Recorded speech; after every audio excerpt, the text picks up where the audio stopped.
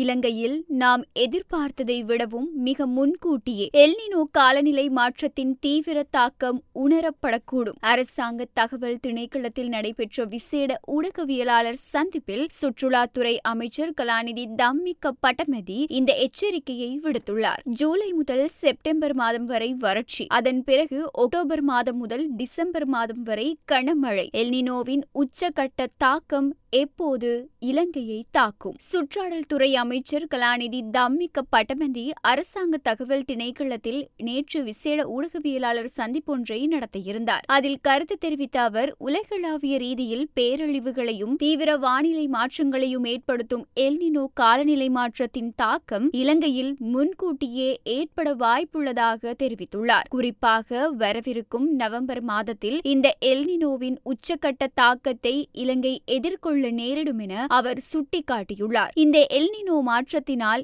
இலங்கையின் வானிலை எப்படி இருக்கும் என்பது குறித்தும் அமைச்சர் தெளிவுபடுத்தியுள்ளார். அதன்படி ஜூலை, ஆகஸ்ட் மற்றும் செப்டம்பர் ஆகிய மாதங்களில் நாட்டில் மிக கடுமையான வறண்ட வானிலை நிலவக்கூடும். குடிநீர் தட்டுப்பாடு மற்றும் விவசாய பாதிப்புகள் ஏற்படக்கூடிய ஆபத்து இதனால் அதிகரிக்கும். அதைத் தொடர்ந்து அக்டோபர் முதல் டிசம்பர் வரையிலான காலப்பகுதியில் நிலைமை முற்றிலும் மாறக்கூடும். நாட்டின் பல பகுதிகளில் பலத்த மழை மற்றும் கனமழை பெய்யக்கூடும் என்றும் தெரிவிக்கப்பட்டுள்ளது. எல்னினோ என்பது பசிபிக் பெருங்கடலின் மேற்பரப்பு நீர் இயல்புக்கு மாற வெப்பமடைவதால் ஏற்படும் உலகளாவிய காலநிலை மாற்ற நிகழ்வாகும். இது இலங்கைக்கு மட்டுமல்லாமல் உலகளவில் பல நாடுகளுக்கும் இயற்கை பேரிடர்களை கொண்டு வரும் ஒரு நிகழ்வு. இந்த காலநிலை மாற்றத்தால் ஏற்படக்கூடிய பாதிப்புகளை திறம்பட எதிர்கொள்வதற்காக அனைத்து அரசு நிறுவனங்கள் மற்றும் ஊடகங்களின் செயல்பாடுகளை ஒருங்கிணைத்து முன்கூட்டியே தயார்படுத்தும் நடவடிக்கைகள் தீவிரமாக முன்னெடுக்கப்பட்டு வருவதாக அமைச்சர் குறிப்பிட்டுள்ளார். எதிர்பார்க்கப்படும் இந்த தீவிர வறட்சி மற்றும் திடீர் கனமழையை